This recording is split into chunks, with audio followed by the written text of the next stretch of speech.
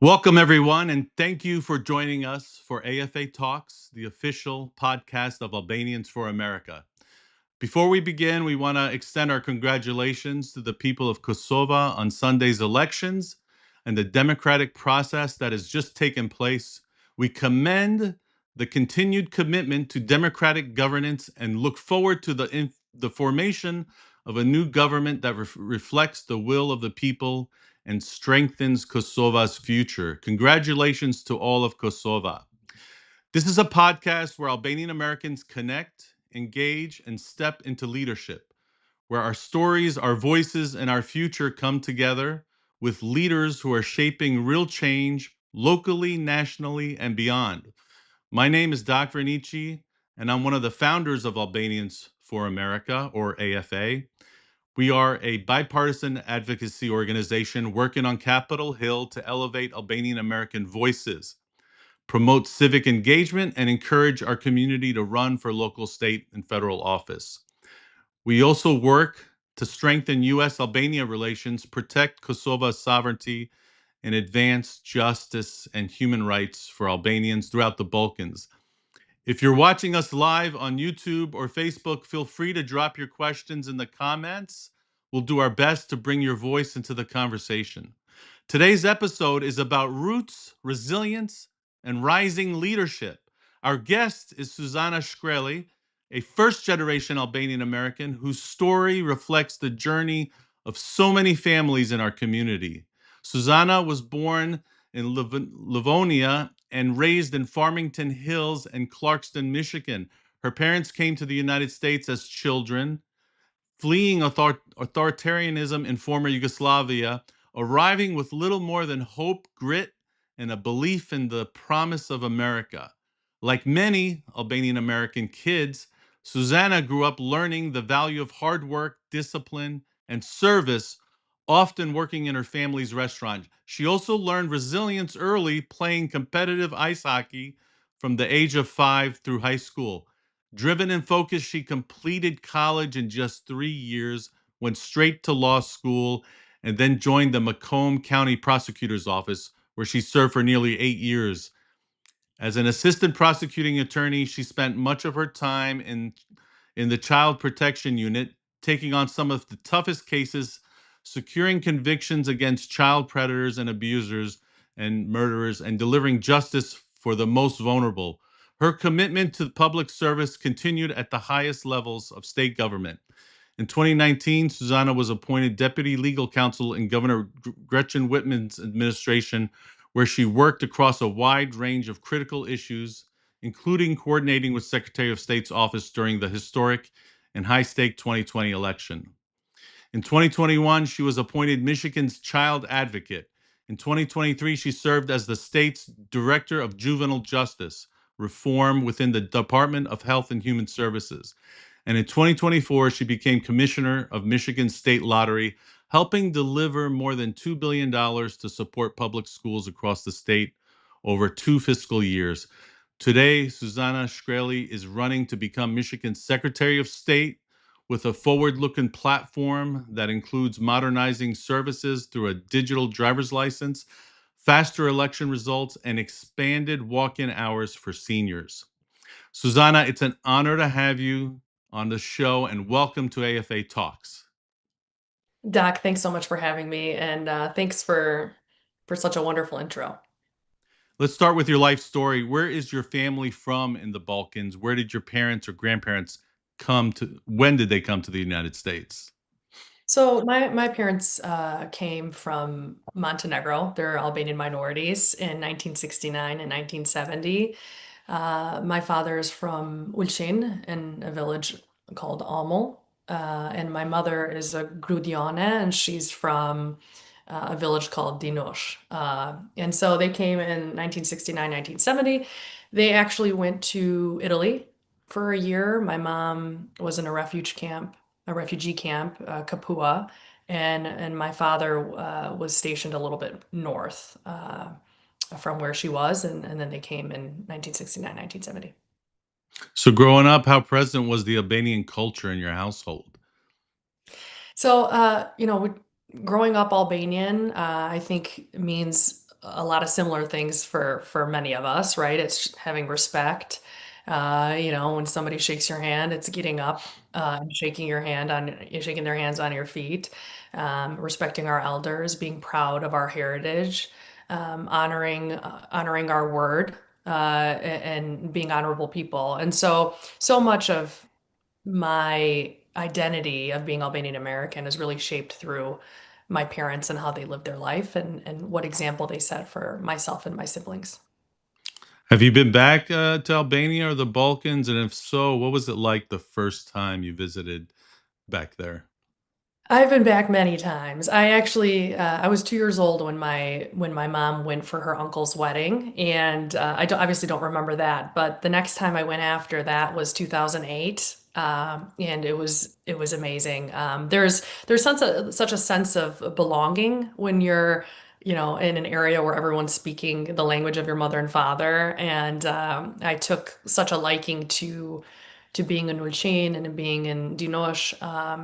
And I've been back many, many times after that. I was just there this past summer, and being able to explore the different areas of Albanian lands, from Montenegro to Shipni to Kosovo. Um, I have a very vivid memory of driving up the Logara mountain pass, turning the corner and seeing just this raw, natural beauty, and just being kind of stunned about how stunning it was and just how gorgeous it was. And I remember texting my mom, and I'm like, "Mom, why didn't you tell me about this?" She's like, "Susie, I've never been to South Albania." So, I've had the opportunity and the blessings. To go visit, especially with kids from America that don't get to see that older architecture and that ancient culture. But then you got the beaches right there in Albania that are just the most beautiful water. And it's people that all go just really, really enjoy it. It's amazing out there. It's true. I mean, we have UNESCO World Heritage Sites, in Buntrit and Berat. It's known for, the historical importance of those areas. And I've been to Suri Kalter, I've been, to Ksamil, I've been to Gjirokastër, I've been in 2016, I actually had the wonderful opportunity, and I don't know, Doc, if you know John Yunjai, but he used to work for the State Department. He was actually an assistant U.S. attorney for the DOJ, and he had taken a stint to work at the embassy, in Albania for a number of years. And he invited me, because I was a state prosecutor at that time, he invited me to speak on victim rights throughout Albania. Mm. And it was through that trip that I was able to see so many different parts, from Durrës to Saranda, and my love for Albania grew deeper. What was your favorite? Oh my gosh. So it's hard to say, It's a but tough question. I'm an Aquarius, so I like to be by the water. I have to say that there to me is probably Yeah. one of my favorite places to visit. And I really want to go to Thith. I haven't been that far north. That's on my bucket list, is to go to Thithi, um, and experience the mountains and the waterfalls. That's great. How do you explain Albania or the Balkans to an Albanian Americans who've never been? Yeah.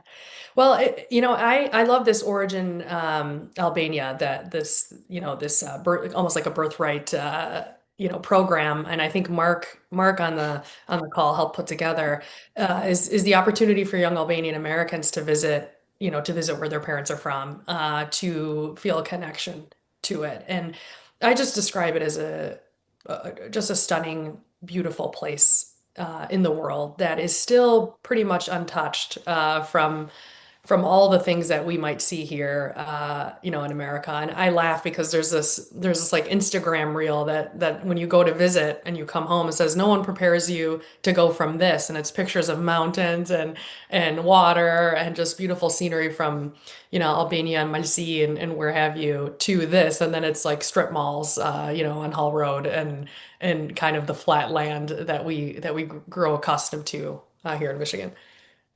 It's great. Every time I visit, I stay for a long period of time, sometimes a month, and I come back and people are like, "Oh, it's a long time." I go, "I could stay 6 months easily, 8 months, no problem." I can definitely stay very, very long period of time and not worry having to come back for work or anything. I prefer it actually, but got to come Yeah. back and work. So many immigrant families emphasize hard work and education. How did that shape your path? So much of my life has been shaped just by my parents' hard work ethic. And they're not people of many words. They don't sit there and say this, this, this. It's, waking up in the morning and my dad is not home because he's working, and then going to sleep and he's still not home because he's still at the restaurant. And so it really ingrained in me and my siblings this kind of dogged work ethic. My parents didn't sacrifice so much to come to this country for us to squander whatever opportunities we have to succeed in America. And to be a proud Michigander and American of Albanian heritage is so part of my identity. I just always, always wanted to do well, always wanted to work hard, always wanted to make myself proud and my parents proud. And, you know, my parents to this day are the hardest working people I know. My dad's 70 years old, and he gets up and goes to the restaurant every single day. And my mom is by his side. And so, they're salt of the earth people and hardworking, and I really the treasures of my life. Michigan's got a very big Albanian American community. I think it's the second largest community. I've spoken before with some other Albanian Americans from Michigan on our show, and it's kind of really a unique situation the Albanian Americans find themselves in that state. You guys have become such a important bellwether or swing state that's made such a difference, in elections, especially the presidential elections. And it feels like, and I've had this discussion before with Renis Nushai, he's running for state Senate in Michigan, and also Robert Liljurai running for Congress. And it seems like the position where Albanian Americans find themselves in Michigan is a very important one, and it's crucial. And it feels like y'all lead or yield a lot of power when it Mhm. comes to politicians or on a national level, especially that have interests in trying to gain votes in that state. And so there's a lot of people that come out and meet with the community in Michigan. Can you speak to us about what the Albanian American community in Michigan, how they how they're organized, and how this interesting situation where you find yourself, where it's such an important on a national level community that could make a difference in a big election? Absolutely. So you're right, Doc. The road to the White House is right through the state of Michigan. I mean, Michigan politically is just an interesting state to study. It's described as a purple state because of how it changes hands, every presidential election. And um, Albanian Americans are, I think, more politically engaged than they ever have been, and it's a wonderful thing. And we need to continue to organize and be involved in our communities and have a seat at the table where decisions about our lives are being made. Because most Albanian Americans are small business owners, professionals. So much of the decisions that are being made at the state level, federal level, have a direct impact on how they live their life. And it is so important for us to continue that. Most importantly, it's important that Albanians register to vote because that's really what matters that day, right? And for my election, I am running in a Democratic primary. I'm asking Albanian Americans to register as Democrat, to come to the convention on April 19th, and to cast their vote at Huntington Place, formerly known as Cobo Hall, to make me our next Secretary of State. What is that And so date again? April 19th. And if you go to my social media, we have links to that really makes it easy for folks to register with the party. And you have to do it before March 20th because there's a 30-day cutoff deadline for folks to register. And so that's what I'm asking people to do. Friends, family, even if you've never been politically involved, it's free. All you have to do is sign up and come the day of the convention to vote for me. That's great. Speaking of your website, I want to play the video you guys put together when you announced that you were running, which I was so impressed with. So just give me 1 second. Toughness isn't something you're born with. You earn it. On ice, in the cold. If it's worth giving, give it your all, but always with a smile. My parents taught me that. They came to this country as children to escape authoritarianism and to build a better life. From the stockroom to the storefront, we grew up in that restaurant, learning hard work, smile, and good customer service. My parents got to live the American dream in the state that built it. Blessed soil, my dad used to say. But for my life's work, I chose a different kind of service. I do solemnly swear, as a Macomb County prosecutor, I gave everything in the courtroom to get justice for kids. I wouldn't look away. I would stare evil in the eyes as the juries handed down convictions to predators who abused children, even murdered them. I continued that work as Michigan's child advocate and as deputy legal counsel in Governor Whitmer's office. And in that job, we stared down a new kind of threat. Today, I'm announcing that I am a Democratic candidate for Secretary of State because defending our democracy takes the kind of toughness I've spent my whole life earning. I'll never look away as the same type of dangers that my parents fled from threaten our voice and our vote here at home, on this blessed soil. But I also know this. The job isn't just about safeguarding your vote, it's about respecting your time too. Let's build a digital driver's license, work for faster election results, and walk-in hours for seniors. Because whether you're working a couple of jobs or juggling a couple of kids, renewing your license or registering your car should be as easy as ordering a cup of coffee. Thanks, Dad. My name is Suzanna Shkreli. In the months ahead, I'll be crisscrossing every corner of Michigan, working hard to earn your trust and support. I'd be honored to have you join our campaign.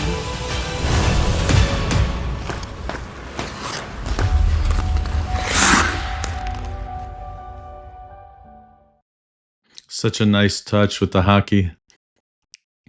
Thanks, Doc. You know, Yeah, I was I grew I was going to say I was impressed with the way the announcement was made, and then the way you rolled out the campaign. And it looks like you've been preparing for a long time, and you have a lot of good support. You raised over 200,000 in less than 24 hours.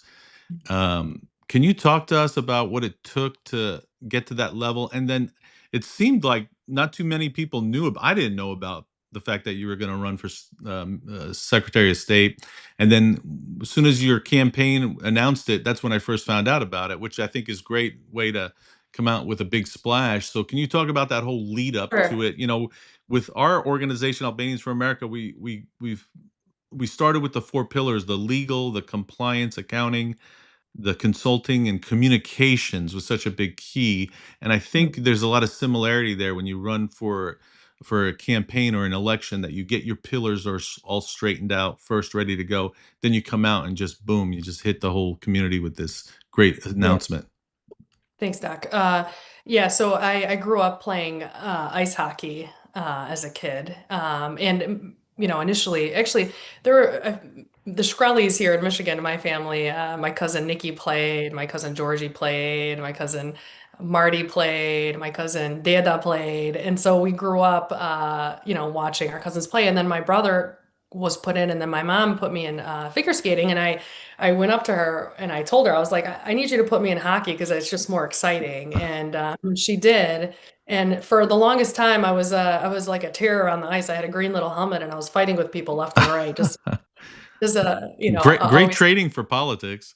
Yeah, yeah.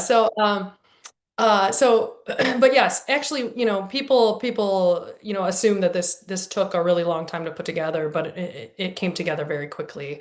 And it was actually amazing at how quickly you can put a campaign together. So this wasn't, I wasn't thinking about running for this 6 months ago. It's something that I decided to do after the elections, and after just after some things were happening here at the state level with some letters that were sent, and it made me really sit here and think about how to continue my service on behalf of Michiganders, and to really step up and defend our Constitution, and our right to vote. And so, really, really excited about the launch. It's been received very well. It resonates with people across the aisle, and I think in a time where our politics is more divisive than ever, it's important to stand up for what you believe in, but also to remember at the end of the day that we're all Americans, and we all love this country and want it to prosper. So the ability to raise that much money so quickly, so you have good support there in Michigan.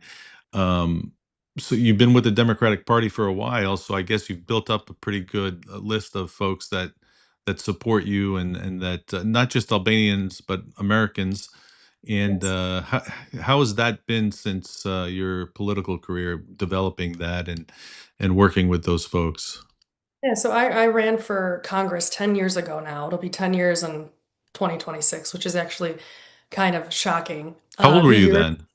I was 29. Oh, I you're was still young. 29. Yeah, that's Yeah, great. and it was my first foray into politics, and the last, 8 years have made me a better candidate, have made me a better leader. I started my public service as a prosecutor in Macomb County. I served there nearly a decade. Half of that time I spent prosecuting crimes against children. These are the worst types of crimes you could imagine.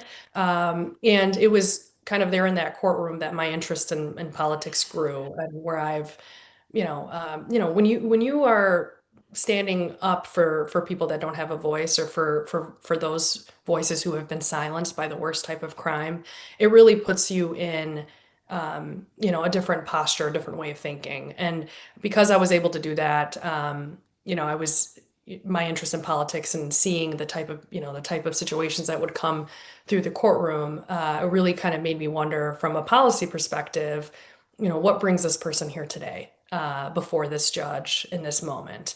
Um, and in 2016, I ran. I outperformed Democrats at the top of the ticket. We raised nearly $1 million in a very Oh, short amount of time. And I joined the Whitmer administration as deputy legal counsel in 2019 for 2 years. And through that time, we saw a bunch of issues come through that office, from polar vortex to a 500-year flooding incident to COVID. And during that time as well, I worked the meeting of the electors in 2020, and I worked hand in hand with the Secretary of State's office and the Michigan State Police, to deliver those electoral votes, which is a constitutional obligation of the governor. And the rise in extremism is impacting everybody. We have Democratic clerks and Republican clerks, coming to the Capitol to testify about the security of our elections. And we need to make sure that, Americans and Michiganders of goodwill are standing up against all forms of extremism. And After I served as deputy legal counsel, I served as the child advocate for the state, where I continued my service. I also served as the director of juvenile justice reform at DHHS. And then I spent the last nearly 2 years as the Michigan State Lottery commissioner, where our entire job is to maximize revenue to the school aid fund, which goes to benefit public schools, teachers, and children across the state. must have been tough when you were prosecuting those bad guys and having to listen to stories, with the children involved and all that. That couldn't have been easy at all. It's not, Doc. Not easy at all. It's very difficult to have to, talk to a child about some of the most terrible, horrific things that had happened to them. And so, if I had one wish, it's that I could stop any form of child abuse. That would be my one wish I would get in this world. But delivering justice for those children and families is, to me, has been the highlight of my career, and is still to this day one of the favorite roles I've ever had. Well, we commend you for that work. It's really important. You and I both have a mutual friend, Richard Lukai from Connecticut, and he asked me to ask you the following question. He wants to know, why didn't you quit after your first election loss, and why does it matter for the electorate to bet on someone truly committed to public service? Yeah, that is such a good question. It's not easy to put yourself out there. When you put yourself out there, you have half of your community or half of the electorate almost hating you or hating you because of the designation you put by your name.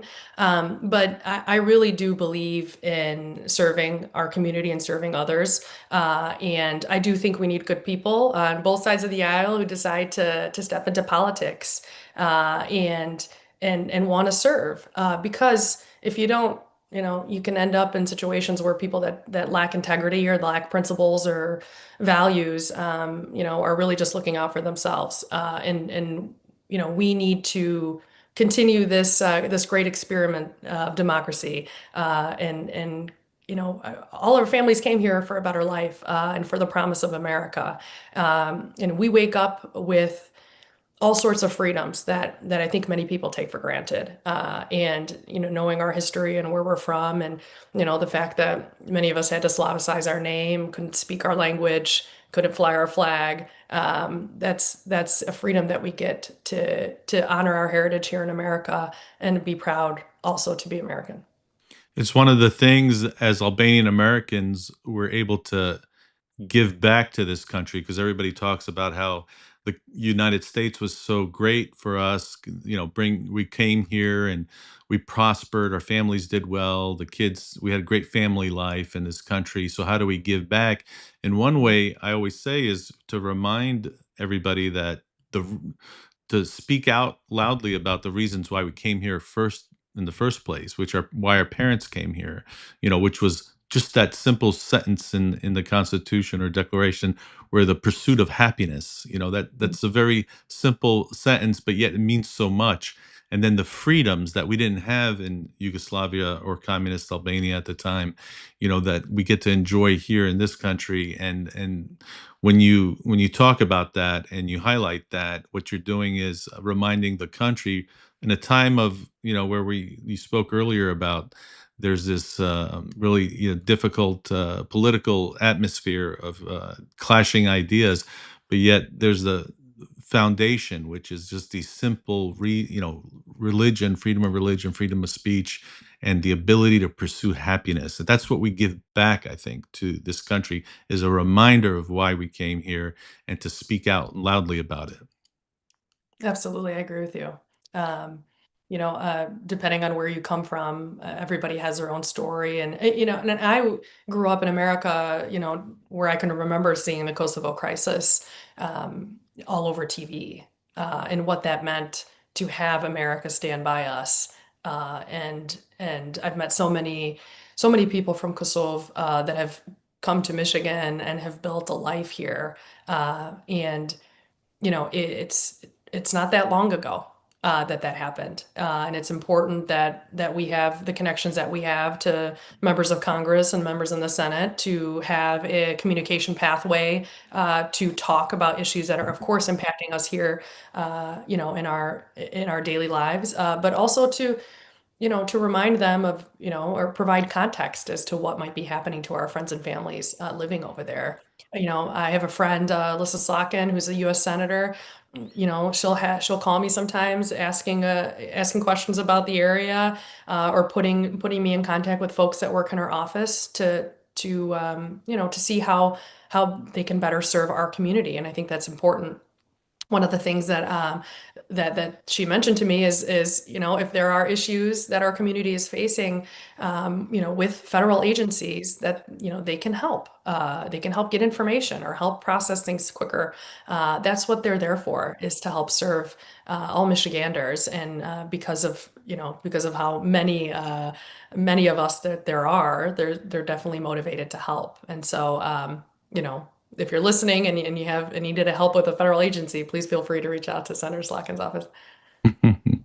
Quick little drop for her. Let the audience know that we can accept some questions on the comment section, I think on YouTube and Facebook Live, if you're watching there, or on the Zoom feed. You should be able to drop a question. We can ask for Suzanna. Senator Slotkin is a great friend of Albanians and Albania in general. She did a lot of work And I remember we had met her when she came to Texas, and then I'd first met you at her inauguration event in Washington D.C.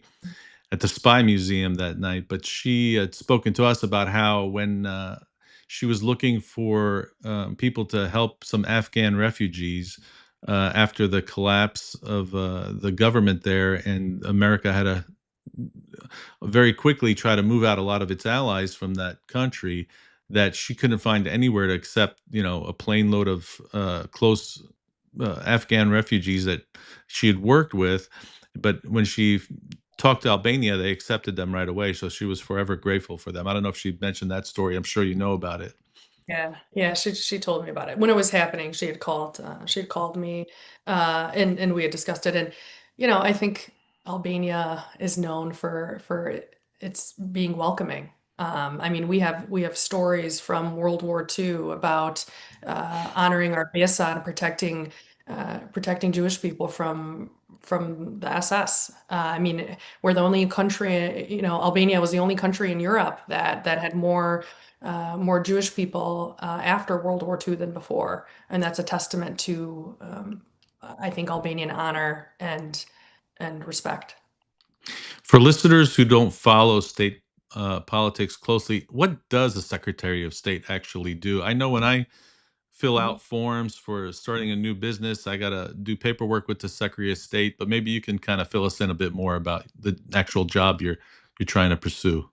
Yep, the Secretary of State serves as the chief election officer for Michigan, and so there's the State Board of Canvassers that's housed within it. There's also the Independent Redistricting Commission that the Secretary of State his office serves as administrative ministerial role. I also like to liken this office as like I do as a prosecutor. I talk about the district court being the people's court. This office is the people's office. It's where you go for your license. It's where you go for your registration. It's where you go for, they oversee notary public. They also oversee campaign finance as well, and disclosures and compliance. And so there's regional offices across the state. And part of my platform wants to continue on some of the great work that's already happened there from, there's back in the day, you used to go and maybe wait hours to get service. And now there's an appointment process where people can make appointments and get service pretty quickly. But not everybody knows how to work a phone. I would love to expand walk-in hours for people, that they're guaranteed service when they go in and walk in. I also want to pursue a digital driver's license. There's many jurisdictions across the state that offer that. I think, if you can have your Red Wings ticket on your phone, you should be able to have your license on your phone as well. And then faster election results, which would take some legislation, but there's many a time where we're waiting into the wee hours of the night, waiting to see who won an election. And I think there are ways to, get the ballots ready to count them, before the polls close, or have them ready to count when the polls close. And so we're not waiting, until 1, 2, or 3 in the morning or the next day to see who won. So those are just some of the things I think. I like the digital driver's license idea. Or is you getting a lot of pushback for that? Or there's some reasons why people wouldn't want to implement something like that? Yeah, I think depending on the jurisdiction, right? There's some law enforcement agencies I don't think accept digital driver's license as a form of ID. If you get pulled over, they probably want the physical one. And but I think in a digital age, to the extent where we can make driver's license more accessible for people on their phone. If you've ever lost one, it is a pain to have to go and order a new one. It'd be nice to have it on your phone. That's great. Okay, so we're going to try this here for the first time. I got Avni. Susie, congratulations on your candidacy. Besides voting and financial contributions, what else can the Albanian community do to help you? Thank you, Avni. I think that might be Mr. Avni Mustafa, if I'm not Might be. mistaken. I've known he's a great guy if it is. He is. He is. So yes, I mean, obviously, finances are important because they help you get your message across. What this campaign wants to do is, yeah, and what we will do is create a field organization of sorts where we're going to have, I myself have already been traveling the state, but we're going to be traveling the state to talk to all Democrats that have been at the convention in the past, and then also get people that haven't been to the convention in the past. And these can be Albanians, these can be Polish people, they can be whoever is interested in politics that may want to come support me for Secretary of State. To, like I said, register as a Democrat with the party. You can do that for free before March 20th. Come to the convention, which is at Cobo Hall. Now it's called Huntington Place, and come cast your vote for me to be the next Secretary of State on April 19th. So March 20th is the primary. March 20th is the deadline to register as a Democrat with the Michigan Democratic Party. And then the convention vote happens on Sunday, April 19th. And that's the day that folks can come and vote for me that day.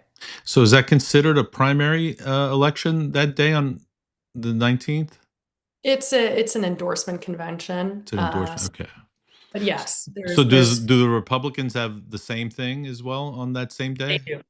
It's not on the same day, but they have their own endorsement convention as well, sometime in late March. So during a presidential, well, I guess, okay, so this is just for state-run office then. It wouldn't be the federal elections, so.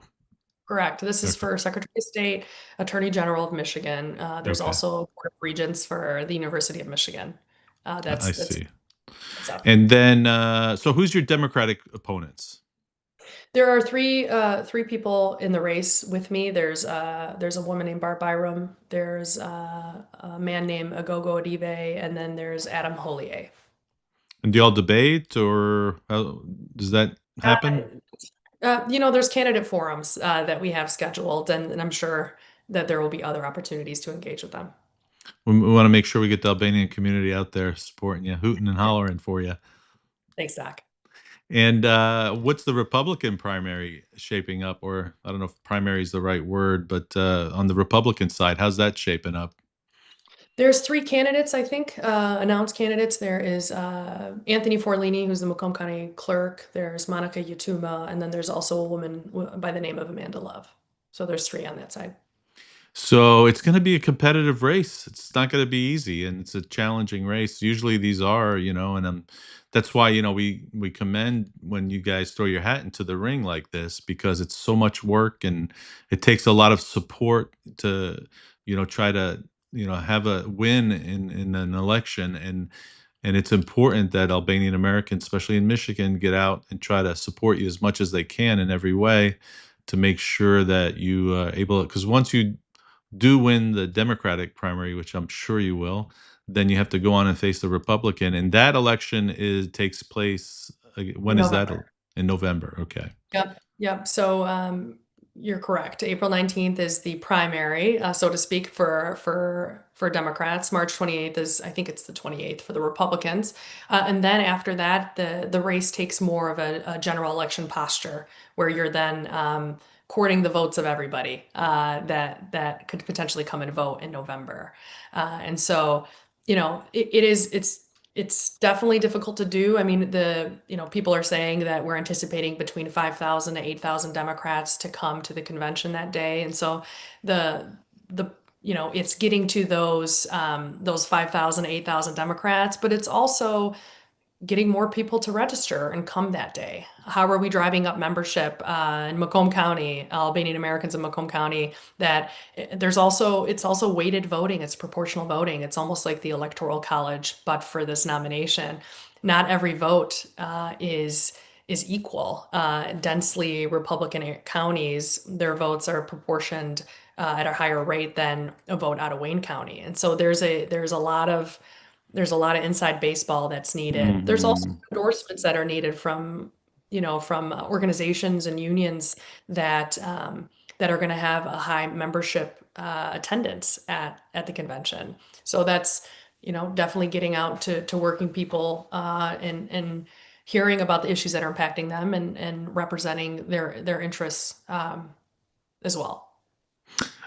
Are we going to get an endorsement from Senator Slotkin? You know what? This race, I'm talking to Democrats across the state, but this and endorsements are wonderful, but this race is going to be won by getting to Democrats that are going to be at the convention, and that's what really I'm focused on doing. And then getting more Democrats to register, getting more people to register and come to the convention April 19th. And then you this isn't a district race. This is a statewide race. So you have a lot of traveling you have to be doing as well. Yes, yes. That Yeah, can't be too easy. it's not. It's a lot. And I actually gave up my job as a lottery commissioner to do this full time. And so like the first weekend of the election, I was in Mount Pleasant, which is 2.5 hours away from here, at the state central committee. And the next day I was in Lansing, and then the next day in Flint. And so Wow. it's going to be a lot of just rubber tires on the road, a meeting with Democrats. And I've been calling the local party chairs to introduce myself and ask for a time to come and meet their membership. And then also working on logistics about how to get people there. That's what this campaign is going to do too. How can we bring people to the convention to get them to vote for us? Well, it sounds like you're doing what it takes to get this done, and we're real proud of you. We got another question from Burim Ridge, a friend of mine from New York. He congratulate and good luck. To what extent do Albanian American values, concerns, and interests align with core American values? And what concrete commitments can we expect from you to ensure that our community's concerns are meaningfully addressed? Miriam, thank you for the question. I think, if I'm understanding it correctly, I think so much of what our community represents is very much aligned with core American values, and my commitment to my community as an Albanian American and to Michigan is to really be accessible and to listen to people. And for those who know me now, I mean, I get calls from people across the state that are Albanian Americans and/or not Albanian Americans looking for assistance, how to navigate state government, how to do this, how to do that. And if I can help someone, I will. That's just kind of my natural disposition. And if I can't help you, I'm going to tell you why I can't help. And really, that's definitely a commitment that I'm definitely willing to carry forward, is to do what I can where I can, and if I can't, to tell you why.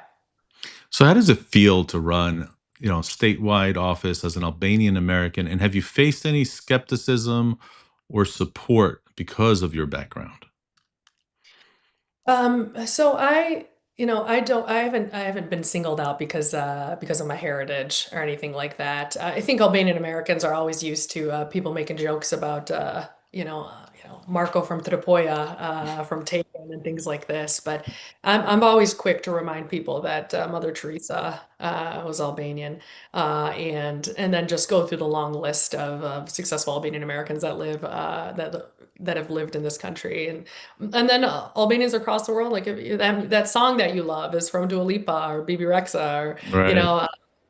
that soccer player you love, has Albanian heritage. So I joke about My Big Fat Greek Wedding, which is a wonderful movie that I remember watching many years ago. And you know, there's always somebody, trying to claim Albanian, heritage for every good person there is out. And so that's definitely my role when I get jokes like that. But I think, I've done this before.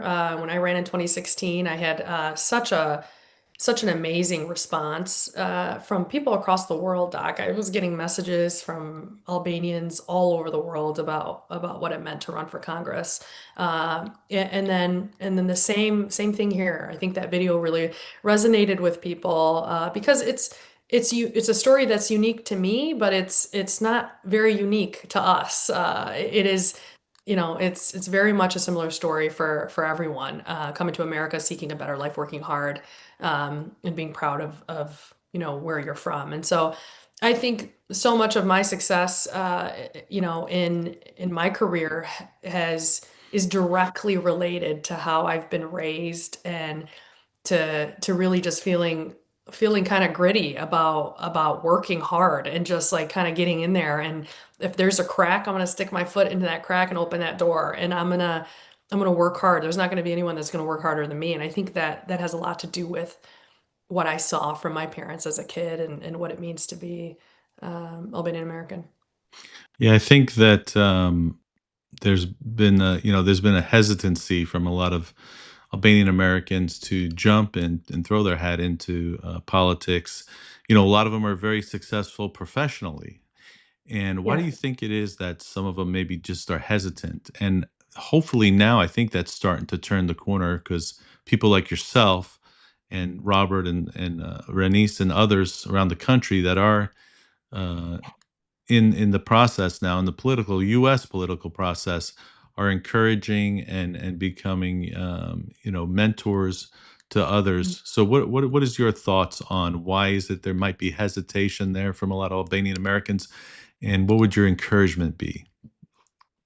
So, Doc, I appreciate the question. I don't know if I would characterize it as a like a hesitancy. I think, people ask me like, were your parents political? And the answer is no. They weren't political at all. I mean, we're so busy putting food on the table in our families, right? Working hard. That civic engagement, I think, was kind of difficult for our families because we were so hardworking. We didn't have time to go to city council meetings and talk about, a new building that might impact an easement or something, right? Like all politics is local. And so Right. um, it's the benefit of my parents' hard work that allowed me to pursue a career where I was working with this instead of being on my 2 feet all day. That allowed me to maybe kind of sit back and think more about policy versus versus anything else. And that's not to say that people that are working those jobs aren't involved politically, but I think when you first come to this country, it's how are we meeting our needs to survive first, and then after survival's met, how are we then thriving as a community? And I think that for at least for my experience, their sacrifice and hard work has put me in a position where I can serve. And I think serving your community, whether you're working as an election poll worker or you're volunteering your time at a soup kitchen or at your local church, what have you, it's an important part of being an American. And so what that service looks like for all of us might differ. But it being a public servant is something that it's given me immense pride, more than other opportunities maybe to go and make money or what have you. It's always kind of filled my cup to say, like, I'm Suzanna Shkreli. I'm appearing on behalf of the people of this state to defend this victim. Or I'm Suzanna Shkreli, the child advocate for the state, and I'm issuing this report to advocate for changes in law and policy to protect future children in in the child welfare system, to being the Michigan Lottery Commissioner, just to say I'm Suzanna Shkreli, Michigan Lottery Commissioner, and the money and revenue that we are generating is going directly to schools in our state. It's definitely something that's given me pride. Are your parents very supportive of you, or are they fearful more that you're getting into a tough business of politics and maybe Yeah. they want you to do something else instead, like make money or something? Yeah, that's a great question because my mom is a little bit more of that take. I think she gets a little bit more nervous for me because she doesn't Mm, like to see, any negativity towards her children if there are people. right. Yeah, because, especially I would say Albanians from IC, they tend to be a little bit more conservative, and so and they're also very opinionated. So they'll let you know if they don't agree with your values, but they're entitled to do that, and I'm entitled to do what I'm doing. And my dad is really the one who tells me, and really my dad my whole life has been this inner voice that I have. He would say to me, "Go to school, go to school, go to school, be the best you can be the best you can be," and those were the inner the inner monologue that I had for myself is go to school, be the best you can be. And if he would have told me, Susanna, get married, get married, get married, get married, which is a beautiful thing, and I hope to, one day soon, and maybe I would have. You know what I'm saying? I don't think I would have realized that at the time at 18 years old, 17 years old. But his message to me was go get an education, be independent. You don't want to be beholden to anybody except yourself. And so those messages that he would tell my siblings and I really resonated with me. It's a great story. Your parents must be so proud of you. They got to be just gleaming with joy. Yeah, well, yeah, I guess you could say that, but now that they tell me it's time to get married. Which is a very Albanian thing. Totally. Yeah. Um, so what would you say is a concrete step someone can take this year to be more engaged and to connect with their community politically, or something that they can do, or some advice you'd give them to try to get more involved? Well, I think if you're looking for political engagement, there are so many of us that are out there running. I mean, you have, you have people in Michigan that are serving in the city council level that are running for Congress. Myself running for the state Secretary of State. Rennis, who's running for, state senate. But you also have, you know, people in New York. You have Vedat Gashi, Emiliana Ula. You have Violeta Berisha from Massachusetts. You have a network of people, and then obviously you have Gentz, who's serving as mayor pro tem in Texas. There is a network of us that want to help you navigate that because it's a lot to do to set up a campaign committee and get rolling. So if there are folks out there, Albanian Americans that are interested in politics, my door is always open. You can always reach out to me on social media and LinkedIn, and I'd be happy to have a conversation with you. But more than that, if you're looking to serve, there's opportunities everywhere from your local, church, mosque, what have you, to, just local charities that are doing good work. If you want to help work an election, you can sign up as a poll worker. I've done that a few times in my life as well. It's definitely a unique and interesting process to be part of. And we have free, fair, and independent elections in this country, and it's definitely a privilege that we've worked towards and have earned. And not all countries have the same rights that we do. And so, in order to preserve our way of life as Americans, it takes all of us to be involved. So we have another question similar to the one I just asked you from Luli Alezi. Congratulations, Susanna, and rooting for you from Chicago as a role model for young Albanians.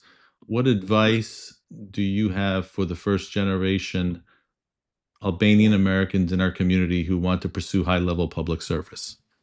absolutely. Thank you, Luli, for your question. I think it's a little bit for me. It was definitely luck. I mean, I started my career as a prosecutor, but I had this. At the time that I got hired, everyone said there's going to be a hiring freeze. No one's going to hire you as a prosecutor. But I knew I had so many internships that it was when I did my internship for the prosecutor's office where I felt this like immediate reaction to needing to be there. Like something snapped within me and I was like, this is where I'm going to end up. And for me, throughout my life, when I've had those kind of deep reactions to moments in my career, I've always honored them. Um, because I feel like that's something greater than ourselves that is speaking to you in that moment. And so my encouragement for young Albanian Americans is really to get internships, experiences in public service. It can be, there are so many different state agencies across Michigan, state departments that offer internships. Like the Michigan Lottery had internships for students, and I know that departments across Michigan government offer those opportunities. And sometimes it's just having somebody help you figure out where to look. Right? It can be as simple as that. And I think for those of us that are in state government or in public service roles, speaking to young Albanian Americans about how to navigate those systems and processes is an important aspect of getting access to those opportunities. And so I'm happy to be a resource for young Albanian Americans that are interested in public service. But yes, just volunteer, intern, take these student assistant positions within government, work on campaigns. You can work on a campaign and decide that you don't like politics, or work on a campaign and decide that you don't agree with that candidate and want to go on the other side. Like it's all a process of learning for our young folks, and we just need to make sure that they know about the opportunities that are available to them. I consistently give that same message. It's not that difficult. You need a little bit of guidance, because entering politics or engaging with your local officials, everybody tends to think that they're so important, or that, and they are important, but like they're untouchable, or they sit in this ivory tower. But yet, if you just go up and ask and talk or set appointments, it's not that hard to do to engage with them. And I always recommend to people starting out locally in their town to do a leadership program. Usually, a lot of times, the Chamber of Commerce or an economic development board, or some boards within your local town. And if you're a student, obviously in your colleges and universities, they have boards and commissions and leadership programs that you can engage in as well. And that's always sets you on the right path. And it's always about getting the right people around you, and then you make the friends that'll help you further that engagement that you're looking for. So it's not as difficult as people think. It's just knowing where and when and how to get there, basically. That's right, Doc. And to that point, for example, the governor of the state is charged with making appointments across state government to over 200 boards. These are boards from physical therapy to nursing to there's a cherry commission that exists in Michigan, and it's a group of people that are cherry farmers, suppliers, what have you, to talk about the state of cherries in our, in our state. And so if you go even to, Governor Whitmer's appointments page, you'll see all the boards and commissions that exist. And if any of those align with your interests, there's even like there's combat boards. These are martial arts, karate boards that exist that dictate kind of what are best practices across the state. I currently serve on the governor's task force on child abuse and neglect. That's a board that I continue to serve on.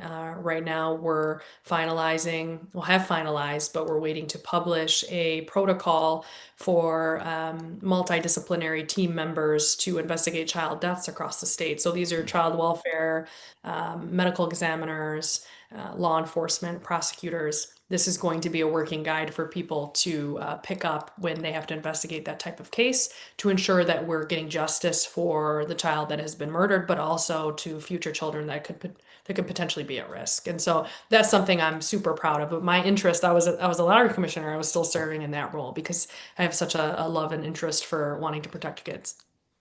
Wow, it's commendable. That's really something. That's great. And that board is, what is it called? The board that I serve on is the governor's task force on child abuse and neglect. Okay. That's real commendable. How was it with the lottery commission? Did you have to deal with lottery winners, or you just allocated monies? Well, yes. So lottery commissioner was a awesome job, and I loved it, and I would, could stay there forever. But it was overseeing the day-to-day operations of, definitely was a huge generator for revenue. I mean, we would sell $5 billion and make $5 billion in revenue almost a year. And Wow. so, we have to oversee all of that. There's obviously administrative, roles and jobs that I would have to do, from HR to legal and compliance to IT to sales. And so overseeing that entire operation was awesome. It allowed me to really understand as well how business works, because the lottery is positioned in state government, but it operates like a business because it doesn't take taxpayer money. It's all self-generated revenue from Hmm. the lottery tickets that are created and sold, and then administered, to the state school aid fund. And everyone always asks me, like, can I get the numbers? And I joked, I was like, if I had a dollar time somebody hustled me for the numbers, I'd be a multimillionaire. Yeah, well, that But would have been nice, huh? Get but some but help I, like that. there was, people always say like, oh, nobody wins. If we generated $5 billion in revenue, $3 billion of that would go back to members of the community and prizes. And then some of that money, much of that money would go back to, people in the state in the forms of commissions from retailers that own gas stations or convenience stores, because that's exactly, why, liquor stores sell lottos, because they make a 6% commission on that. And so, there was 8 regional offices across the state. It's definitely that experience is going to help me, oversee the Secretary of State's office as well, because of how many offices and branches are across across the state, the administrative aspects of running that office, the human resources aspects, legal compliance. I've had the benefit and the blessing of working in so many different state agency capacities and leading them that I really do understand how agencies interface with one another and how how to get things done from state department to state department. And it's interesting too because you left the job to run for Secretary of State now, which sounded like you had a great job, which shows and proves your commitment to what you're pursuing to do right now and in your belief. And that's the kind of grit that it takes is to take a giant leap like that, to leave a comfortable job where you're doing well and then to go into something where you're not getting paid and you're going to be out on the road traveling the whole state miles and miles for Yeah. competing against other Democrats, and then after you win that primary, the Republican side, that long process, it's such a commendable thing that you're doing, and I hope everybody really understands what the type of rolling up your sleeves attitude you're taking and to win this election. Thank you, Doc. I really appreciate that because it's definitely a sacrifice. But again, I think, it's high time for Americans of goodwill to stand up to forms of extremism, to say enough is enough, and to really try to preserve our way of life, right? And again, the rise in extremism that we're seeing, the threats against our election workers really calls for somebody with my background and experience in state government to defend and protect our Constitution and our right to vote in our elections, and I'm ready to do that. Susanna, we're at an hour right now, so is there any other message you want to send out to the audience watching today, to the Albanian American community in the United States and around the world that are watching? Anything you would like to add, please go right ahead and feel free. Thanks, Doc. Well, I just want to say thank you first and foremost for the love and support that I've received from members of our community across the country and across the world. And I really, really want to encourage Michiganders who are interested in supporting me, Suzanna Shkreli, to come to the convention, register by March 20th with the Michigan Democratic Party. Come to Kobo on April 19th and help us secure this nomination. Susanna, thank you for your time. Thank you for coming on our show, AFA Talks.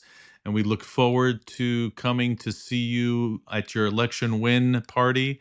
I will be there, and we will hopefully be your first interview when you're done. And congratulations, and we wish you and your family the best and a happy New Year's. And thank you again for joining us today. Thank you so much, Doc. God bless you guys. Buddha Pavsham. And to our audience, if you're an Albanian American, this moment is about ownership of our voice, our vote, and our future in this country. Leaders like Suzanna Shkreli shows what's possible when our community steps up, not just to support candidates, but to become them. So don't just listen, get involved, vote, volunteer, support leaders from our community. And if you're ever thought about running one day, take this as your sign that it's possible. Stay connected with us at Albanians for America. Subscribe to AFA Talks and help us continue building real influence for our community. This is how we move from presence to power. Happy New Year's. We wish you all a safe, healthy, happy, prosperous 2026. And as always, thank you for joining us, and Miro Pavshin.